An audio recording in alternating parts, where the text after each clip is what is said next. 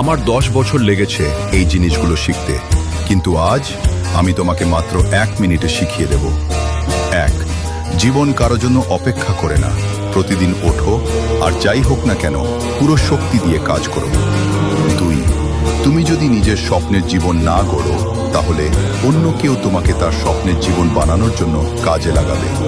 3, নিজের ইমোশনের ওপর নিয়ন্ত্রণ রাখো। যে মানুষ নিজের ইমোশন কন্ট্রোল করতে পারে, সে যে কোনো পরিস্থিতি সামলাতে পারে। 4, চুপচাপ কাজ করো। সুখ একান্তে উপভোগ করো, কারণ অনেক মানুষ আছে যারা অন্যের সুখ নষ্ট করতে আনন্দ পায়। 5, অতীতে কাটানো সময় নিয়ে আফসোস করো না। অতীত থেকে শিক্ষা নাও আর সামনে এগিয়ে যাও। 6, কেউ তোমাকে নিয়ে খুব একটা পরোয়া করে না।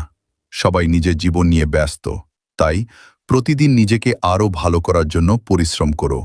7, নিজের স্বাস্থ্যের যত্ন নাও। তোমার সাথে যদি কিছু হয়ে যায়, দুনিয়া তো এগিয়ে যাবে, কিন্তু তুমি সেখানেই থেমে যাবে। 8, যদি কেউ তোমার থেকে ভালো হয়, তাকে ঘৃণা করো না। তার কাছ থেকে শেখো, তার সাথে মিলেই কাজ করো। I don't believe in motivation. I don't believe in inspiration.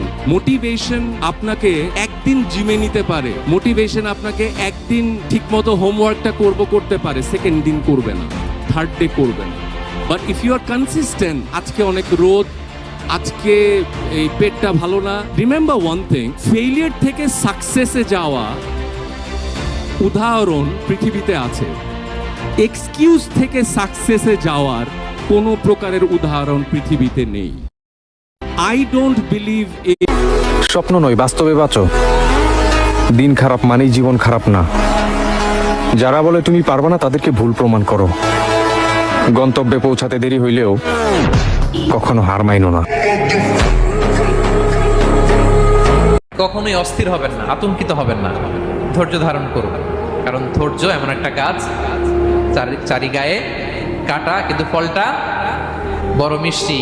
এজন্য আল্লাহ তাআলা বলেন, একটা নেগেটিভ মানুষ জীবনে কোনোদিন কিছু করতে পারবে না, কিছুই অর্জন করতে পারবে না সে লাইফে। কারণ কি, একটা লাইফের ফুলফিলমেন্টটা কি বলেন তো?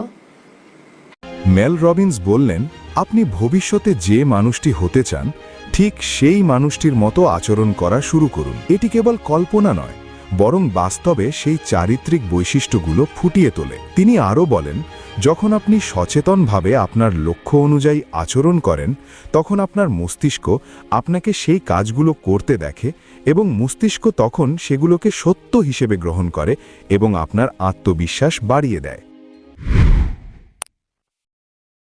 শেষ পর্যন্ত লাগিয়ে থাকতে হবে, তুমি যেটারই প্রিপারেশন নাও না কেন, engineering, varsity, medical, last admission test, আমার টার্গেট ওই পর্যন্ত আমি লাগিয়ে থাকবো। এটা খারাপ হয়েছে। দাঁড়াতে প্রয়োজন একটা হাত, আর ঘুরে দাঁড়াতে একটা আঘাত। যারা আমাকে শিখিয়েছে কিভাবে অবহেলা করতে হয়, আমি তাদেরকে শিখাবো কিভাবে আফসোস করতে হয়।